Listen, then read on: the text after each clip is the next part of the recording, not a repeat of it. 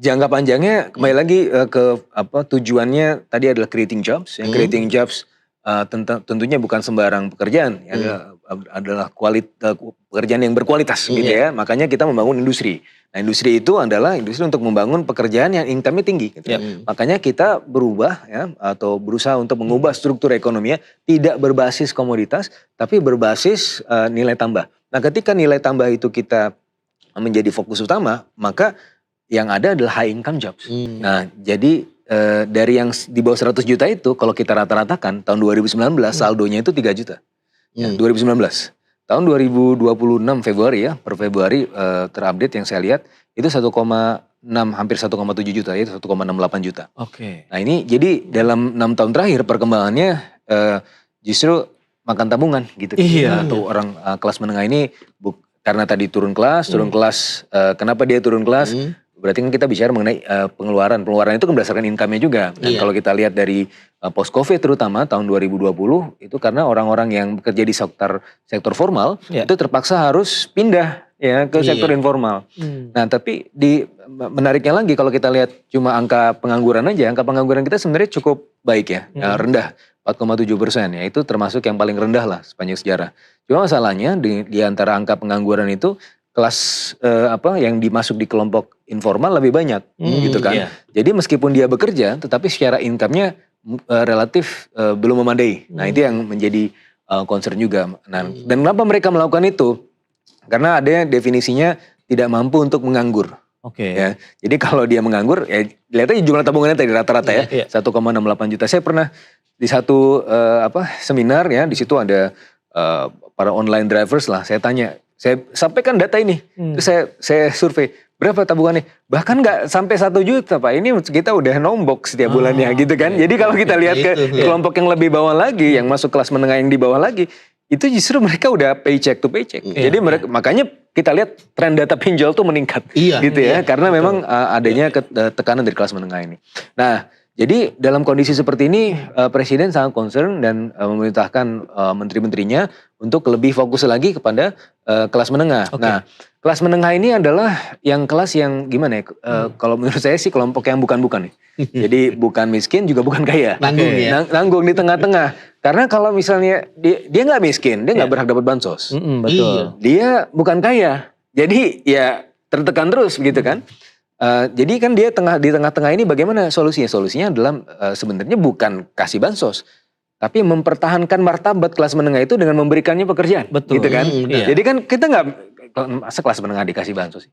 Kan itu merendahkan kelas menengah. Ada gitu malu juga kan? Ada malunya juga, meskipun ada yang nggak tahu malu juga. Karena kalau tahu nggak, yang nggak tahu malu itu apa? Karena yang inclusion error. Ada aja inclusion error. Artinya apa? Orang yang seharusnya dia nggak dapat, tapi ada di situ, ada di kelompok yang dapat, itu kan inclusion error. Orang yang nggak tahu malu tetap aja mereka dapat ini kan. Nah, maka kalau kita bandingkan ya secara 5 tahun terakhir, ada yang disebut sebagai growth incidence curve. Growth incidence curve dari yang paling bawah itu positif, ya, kelompok-kelompok yang paling bawah ini. Sementara growth incidence curve yang paling atas orang kaya itu juga positif.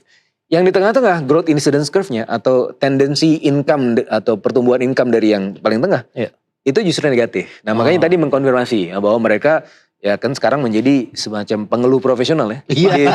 Di kerjaannya adalah mengeluh di sosial media dan itu sahih. Kenapa? Ya karena memang mereka tertekan ya dengan segala keadaannya. Baik. Nah makanya tadi mau tanya beli.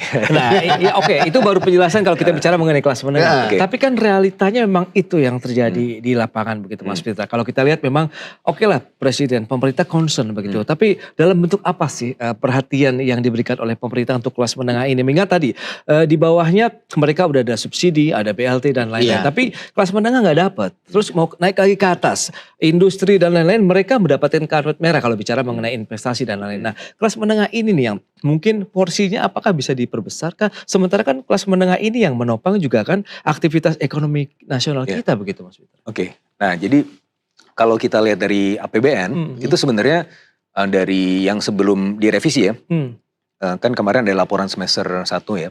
Jadi kalau di anggaran awal dari total belanja kita 3.842 triliun rupiah sepanjang tahun 2026. Itu 2070 triliunnya, artinya 53% itu langsung masyarakat. Jadi 53% lebih. Nah jadi termasuk di situ kelompok kelas menengah tadi. Ya. Gitu ya. Tapi sudah ada revisi ya. Jadi sekarang ada tambahan sekitar 100 triliun. Jadi sebelumnya 3.842, sekarang belanjanya menjadi 3.942. Tapi itu bukan karena ada tambahan kerjaan atau tambahan prioritas pembangunan, bukan. Tapi karena ada tekanan geopolitik. Ya, maka kan subsidi dan kompensasi energi itu kan dipatok sebelumnya di harga $70 per barrel. Tapi karena sekarang ya kemarin kita sudah melihat dinamikanya sampai $100 per barrel dan pemerintah sudah pakai asumsi ini $100 per barrel dan itu kemudian membuat defisitnya melebar. Tapi balik lagi ke kelas menengah yang tadi 2.070 triliun atau 53% ya dari keseluruhan belanja pemerintah. Jadi istilahnya itu from cradle to grave. Jadi istilah Arabnya itu minal mahdi ilal lahat. Atau bahasa Indonesianya itu dari buayan hingga liang lahat. Jadi belum hari Jumat ya. Sebenarnya belum waktunya ya. Belum waktunya untuk khutbah Jumat. Ya. Nah itu jadi kalau kita lihat ya dari usia 0 sampai 6 tahun itu ada PKH untuk ibu hamil. Ya.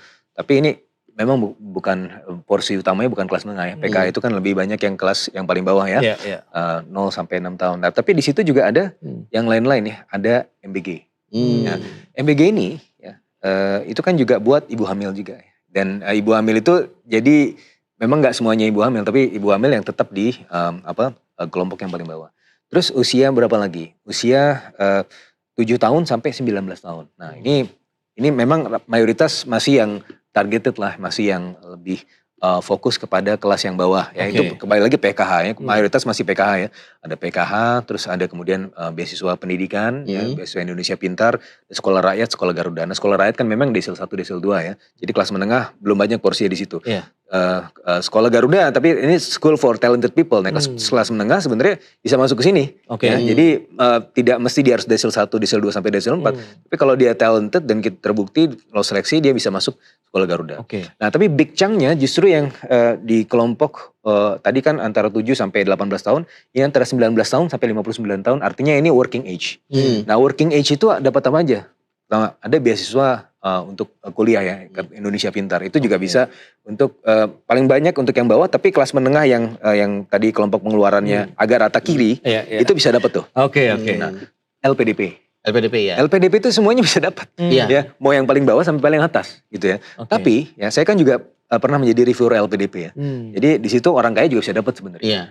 Nah, tapi di sini begini, ada perbedaan ya, ada pembedaan ya, atau yang biasa kita sebut sebagai afirmasi. Kita tahu lah ada kelompok privilege ya, ada anak-anak yang kaya, udah sekolahnya sekolah bagus, dilesin kursus macam-macam gitu kan.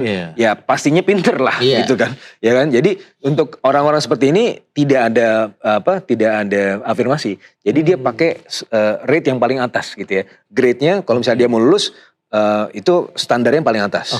Tapi ada kelompok-kelompok orang juga yang dari kelompok menengah dan menengah bawah yang orang tuanya itu mungkin ya PNS kelas bawah apa segala macam. Nah, kita lihat, kita kasih afirmasi, lalu terutama yang juga dari Indonesia Timur, meskipun nggak sampai yang paling atas, tapi ini orang ini berhak untuk disekolahkan, entah itu di sekolah terbaik di dalam negeri maupun di luar negeri.